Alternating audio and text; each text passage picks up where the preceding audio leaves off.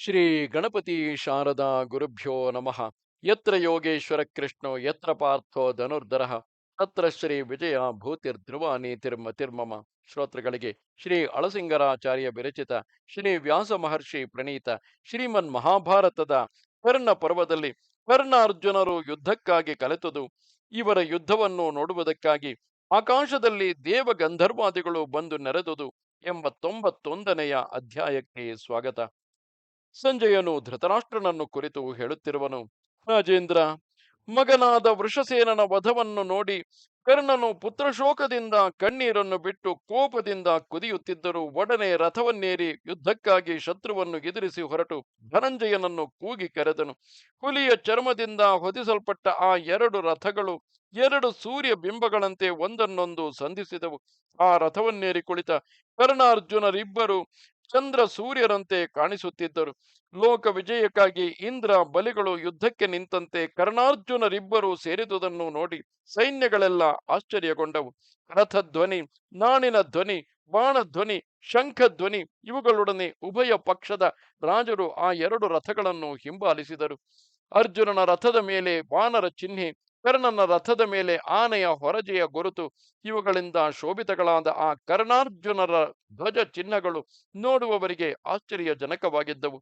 ಈ ಎರಡು ರಥಗಳು ಸಂಧಿಸಿದಾಗ ರಾಜರ ಸಿಂಹನಾದಗಳು, ಭಲೆ ಶಹಬಾಸ್ ಎಂಬ ಸಾಧುವಾದಗಳು ನಾನಾ ಕಡೆಗಳಿಂದೆದ್ದವು. ಆ ಮಹಾರಥರಿಬ್ಬರ ಯುದ್ಧ ಸನ್ನಾಹವನ್ನು ನೋಡಿ ಯೋಧರೆಲ್ಲ ತೋಳುಗಳನ್ನು ತಟ್ಟುತ್ತಾ ಬಾಣಗಳನ್ನು ಧ್ವನಿ ಮಾಡಿದರು. ಕೌರವರ ಕಡೆಯಲ್ಲಿ ಸುತ್ತಲೂ ವಾದ್ಯಗಳು ಮೊಳಗಿದವು. ಕರ್ಣನನ್ನು ಸುತ್ತಿ ಮುತ್ತಿ ಸಾವಿರಾರು ಕಡೆಗಳಿಂದ ಶಂಖ ಧ್ವನಿಗಳು ಹೊರಟವು. ಹಾಗೆಯೇ ಅತ್ತಲಾಗಿ ಪಾಂಡವ ಪಕ್ಷದಲ್ಲಿಯೂ ಅರ್ಜುನನನ್ನು ಉತ್ಸಾಹಗೊಳಿಸತಕ್ಕ ಶಂಖ ತೂರ್ಯ ಧ್ವನಿಗಳು ನಾನಾ ದಿಕ್ಕುಗಳನ್ನು ಮೊಳಗಿಸಿದವು. ಸಿಂಹನಾದಗಳು, ತೋಳುಗಳನ್ನು ತಟ್ಟುವುದು, ಕೂಗುವುದು, ಕೈತಟ್ಟುವುದು ಇವುಗಳ ಶಬ್ದವೇ ಪ್ರಬಲವಾಯಿತು.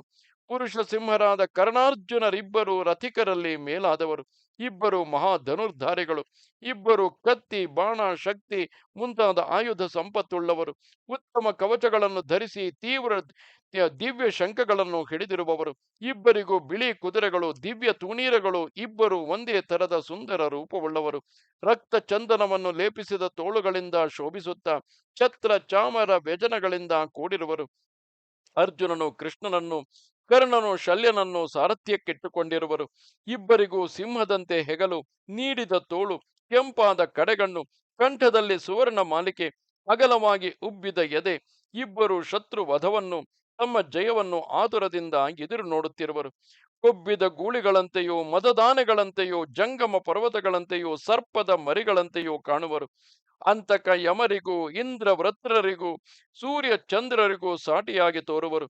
ಪ್ರಳಯ ಕಾಲದಲ್ಲಿ ಕೋಪಗೊಂಡು ಮೇಲೆದ್ದ ಎರಡು ಮಹಾಗ್ರಹಗಳಂತಿರುವರು. ಇಬ್ಬರು ನಾನಾ ಶಸ್ತ್ರಧಾರಿಗಳು, ಹೆಬ್ಬುಲಿಗಳಂತಿರುವ ಅವರಿಬ್ಬರು ಎದುರಾದುದನ್ನು ನೋಡಿ ನಿನ್ನವರಿಗೆ ಅತ್ಯಂತ ಹರ್ಷ ಉಂಟಾಯಿತು. ಅವರಿಬ್ಬರಿಗೂ ಕೈ ಕಲೆತಾಗ ಸಮಸ್ತ ಭೂತಗಳಿಗೂ ಇವರಲ್ಲಿ ಯಾರಿಗೆ ಜಯವೆಂಬ ಸಂದೇಹ ಉಂಟಾಯಿತು.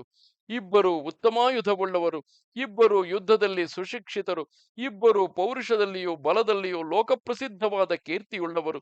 ಇಬ್ಬರು ಯುದ್ಧದಲ್ಲಿ ಇಂದ್ರ ಶಂಬರರಿಗೆ ಸಮಾನರು. ಇಬ್ಬರು ಬಾಹುಶಬ್ದಗಳಿಂದ ದಿಗಾಕಾಶಗಳನ್ನು ಮೊಳಗಿಸುತ್ತಾ ಬರುವರು.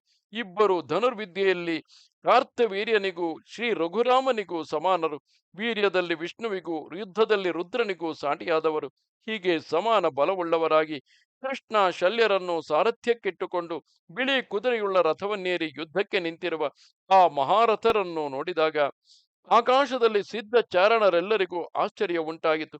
ನಿನ್ನವರೆಲ್ಲರೂ ಸೇನಾ ಸಮೇತರಾಗಿ ಕರ್ಣನನ್ನು ಸುತ್ತಿ ನಿಂತರು. ಹಾಗೆಯೇ ದೃಷ್ಟದ್ಯುಮ್ನನನ್ನು ಮುಂದಿಟ್ಟುಕೊಂಡು ನಕುಲ ಸಹದೇವರು, ಚೇಕಿತಾನನು, ಪ್ರಭದ್ರಕರು, ಇನ್ನೂ ನಾನಾ ದೇಶದವರು ಉತ್ಸಾಹದಿಂದ ಧನಂಜಯನ ಕಡೆಗೆ ನಿಂತರು.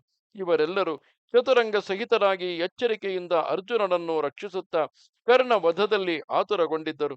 ಅದರಂತೆ ನಿನ್ನವರೆಲ್ಲರೂ ಕರ್ಣನನ್ನು ರಕ್ಷಿಸುತ್ತಿದ್ದರು. ಪಾಂಡವರ ಕಡೆ ಅರ್ಜುನನು, ನಿನ್ನ ಕಡೆ ಕರ್ಣನು ಯುದ್ಧ ದ್ಯೂತಕ್ಕಾಗಿ ಕೈಕಟ್ಟಿ ನಿಂತರು. ಎರಡು ಧೂಮಕೇತು ಗ್ರಹಗಳಂತೆ ಭಯಂಕರ ರೂಪದಿಂದ ಇದಿರಿದಿರಾಗಿ ನಿಂತಿದ್ದ ಅವರನ್ನು ನೋಡಿ ಆಕಾಶದಲ್ಲಿ ನೆರೆದಿದ್ದ ಭೂತಗಳಲ್ಲಿ ಕರ್ಣಾರ್ಜುನರಿಗಿರುವ ಬಲ ತಾರತಮ್ಯವನ್ನು ಕುರಿತು ವಿವಾದಗಳು, ಕಕ್ಷಿ ಪ್ರತಿಕಕ್ಷಿ ಭೇದಗಳು ಉಂಟಾದವು.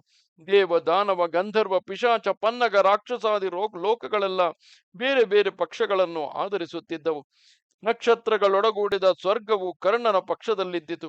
ವಿಶಾಲವಾದ ಭೂಮಿಯು ತನ್ನ ಮಗನಂತಿದ್ದ ಪಾರ್ಥನಲ್ಲಿ ಪುತ್ರಮಾತ್ಸಲ್ಯದಿಂದ ಅವನ ಜಯವನ್ನೇ ಹಾರೈಸುತ್ತಿದ್ದಿತು. ಅದರಂತೆಯೇ ಸಮುದ್ರಗಳು, ಪರ್ವತಗಳು, ನದಿಗಳು, ನೆಲದಲ್ಲಿ ಹುಟ್ಟಿದವು, ಜಲದಲ್ಲಿ ಹುಟ್ಟಿದವು, ಇವೆಲ್ಲ ಅರ್ಜುನನನ್ನು ಆಶ್ರಯಿಸಿದವು. ದಾನವರು, ರಾಕ್ಷಸರು, ಗುಹ್ಯಕರು, ಆಕಾಶಚಾರಿಗಳಾದ ಪಕ್ಷಿಗಳು ಇವೆಲ್ಲ ಕರ್ಣನ ಕಡೆಯಲ್ಲಿದ್ದವು. ರತ್ನಗಳು, ನಿಧಿಗಳು, ವೇದಗಳು, ಆಖ್ಯಾನಗಳು, ಉಪವೇದಗಳು, ಉಪನಿಷತ್ತುಗಳು ಇವುಗಳೆಲ್ಲ ಅರ್ಜುನನ ಪಕ್ಷದಲ್ಲಿ ಸೇರಿದವು. ವಾಸುಕಿ, ಚಿತ್ರಸೇನ, ತಕ್ಷಕ, ಉಪತಕ್ಷಕರೆಂಬ ನಾಗರು, ಭೂಮಿಯಲ್ಲಿಯೂ ಜಲದಲ್ಲಿಯೂ ಆಕಾಶದಲ್ಲಿಯೂ ಸಂಚರಿಸತಕ್ಕ ಕದ್ರುವಿನ ಮಕ್ಕಳೆನಿಸಿದ ಸರ್ಪಗಳು, ವಿಷದಲ್ಲಿಯೂ ವೇಗದಲ್ಲಿಯೂ ಮೇಲೆನಿಸಿದ ಮಹಾನಾಗಗಳು ಅರ್ಜುನನ ಕಡೆಗಿದ್ದವು. ಐರಾವತ ವಂಶದ ಆನೆಗಳು, ಕಾಮಧೇನು ವಂಶದ ಹಸುಗಳು, ವೈಶಾಲಗಳೆಂಬ ಸರ್ಪಗಳು ಅರ್ಜುನನ ಕಡೆಗೆದ್ದವು. ಪಾಪ ಸ್ವಭಾವವುಳ್ಳ ಇತರ ಸರ್ಪಗಳು ಕರ್ಣನ ಕಡೆಗಾದವು. ಈಹ ಮೃಗಗಳು, ದುಷ್ಟ ಮೃಗಗಳು, ಶುಭಕರವಾಗಿ ಮೃಗ ಪಕ್ಷಿ ಪಶುಗಳು, ಸಿಂಹ ವ್ಯಾಘ್ರಗಳು ಇವೆಲ್ಲ ಪಾರ್ಥನ ಜಯವನ್ನು ಹಾರೈಸಿದವು.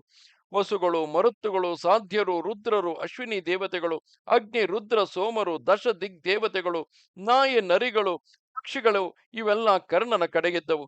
ಇಂದ್ರನೊಡನೆ ವಸುಗಳು, ಅಗ್ನಿಯೊಡನೆ ಮರುತ್ತುಗಳು ಅರ್ಜುನನ ಪಕ್ಷದಲ್ಲಿದ್ದರು. ಆದಿತ್ಯರು ಕರ್ಣನ ಪಕ್ಷವನ್ನು ಹಿಡಿದರು. ದೇವತೆಗಳು, ಪಿತೃಗಳು, ಋಷಿಗಳು, ತುಂಬರು ಮೊದಲಾದ ಗಂಧರ್ವರು, ಯಮನು, ಕುಬೇರನು, ವರುಣನು ಎಲ್ಲರೂ ಅರ್ಜುನನ ಕಡೆಗೆ ಇದ್ದರು. ಹಾಗೆಯೇ ದೇವಋಷಿ, ಬ್ರಹ್ಮಋಷಿಗಳು, ಖಚರರು, ಪ್ರಾತೀಯರು, ಅಪ್ಸರಸ್ಸುಗಳು, ಅಪ್ಸರಸಿಯರು, ದೇವದೂತರು, ಗುಹ್ಯಕರು ಇವರೆಲ್ಲ ಕರ್ಣನನ್ನು ಸೇರಿದರು. ಪುಣ್ಯ ಗಂಧಗಳು ಕಿರೀಟಿಯನ್ನು, ಅಸಹ್ಯ ಗಂಧಗಳು ಕರ್ಣನನ್ನು ಸೇರಿದವು. ಓ ರಾಜೇಂದ್ರ, ಸಾಯುವ ಕಾಲಕ್ಕೆ ತಕ್ಕಂತೆ ವಿಪರೀತ ಬುದ್ಧಿಯುಳ್ಳ ಮನುಷ್ಯನನ್ನು ಅದಕ್ಕೆ ತಕ್ಕ ದುರ್ಲಕ್ಷಣಗಳೇ ಅನುಸರಿಸುವವು. ಅದರಂತೆ ಕರ್ಣನನ್ನು ಆ ದುರ್ಲಕ್ಷಣಗಳೆಲ್ಲ ಬಂದು ಸೇರಿದವು. ಹಾಗೆಯೇ ಇತ್ತಲಾಗಿ ಅರ್ಜುನನಲ್ಲಿ ಬಲ, ತೇಜಸ್ಸು, ಸಿದ್ಧಿ, ಹರ್ಷ, ಸತ್ಯ, ವಿಕ್ರಮ, ತುಷ್ಟಿ, ಜಯ, ಆನಂದ ಮುಂತಾದ ಸುಲಕ್ಷಣಗಳೆಲ್ಲ ಕಾಣಿಸಿದವು. ಬ್ರಾಹ್ಮಣರೊಡನೆ ಋಷಿಗಳೆಲ್ಲ ಅರ್ಜುನನ ಕಡೆಗಿದ್ದರು. ದೇವತೆಗಳೊಡನೆ ಸಿದ್ಧ ಚಾರಣರು ತಮ್ಮಲ್ಲಿ ಎರಡು ಕಕ್ಷಿಗಳಾಗಿ ಕರ್ಣಾರ್ಜುನರಲ್ಲಿ ಪಕ್ಷಪಾತದಿಂದ ಅವರ ಯುದ್ಧವನ್ನು ನೋಡಬೇಕೆಂದು ವಿಚಿತ್ರ ವಿಮಾನಗಳನ್ನೇರಿ ಬಂದು ಅಂತರಿಕ್ಷದಲ್ಲಿ ನೆರೆದರು. ಹೀಗೆ ಎರಡು ಕಕ್ಷಿಗಳಾಗಿ ಒಂದು ಕಡೆ ಕರ್ಣನಿಗೂ ಒಂದು ಕಡೆ ಅರ್ಜುನನಿಗೂ ಜಯವನ್ನು ಕೋರುತ್ತಿರುವ ದೇವತೆಗಳ ವಿಮಾನದಿಂದ ಆಕಾಶವೆಲ್ಲವೂ ತುಂಬಿತು. ಈಹ ಮೃಗ, ವ್ಯಾಳ ಮೃಗಗಳನ್ನು, ಆನೆ ಕುದುರೆಗಳನ್ನು, ರಥಗಳನ್ನು ಏರಿ ಬಂದವರು, ಮೇಘಗಳನ್ನು, ವಾಯುವನ್ನು ಆಧಾರ ಮಾಡಿಕೊಂಡು ಬಂದವರು ಎಷ್ಟೋ ಮಂದಿ ಈ ಯುದ್ಧವನ್ನು ನೋಡುವ ಕುತೂಹಲದಿಂದ ನೆರೆದಿದ್ದರು. ದೇವಋಷಿ ಪಿತೃಗಣಗಳು, ಸ್ಪರ್ಧೆಯನ್ನು ಭುಜಿಸುವವರು, ತಪಸ್ಸು, ವಿದ್ಯೆ, ಔಷಧಿ ಇವುಗಳಲ್ಲಿ ಸಿದ್ಧರು ಬಂದು ನೆರೆದು ಕಕ್ಷಿ ಪ್ರತಿಕಕ್ಷಿಗಳನ್ನು ಹಿಡಿದು ವಾದ ಮಾಡುತ್ತಿದ್ದರು. ಬ್ರಹ್ಮನು ತನ್ನ ವಾಹನವನ್ನೇರಿ ಬಂದನು. ಸರ್ವೇಶ್ವರನಾದ ಪ್ರಜಾಧಿಪತಿಗೂ ಆಗ ಕರ್ಣನು ಜಯಶೀಲನಾಗುವನು, ಅರ್ಜುನನಿಗೆ ಜಯವಾಗುವುದು ಎಂಬ ಸಂದೇಹವು ಹುಟ್ಟಿತು. ಇದು 91ನೆಯ ಅಧ್ಯಾಯವು.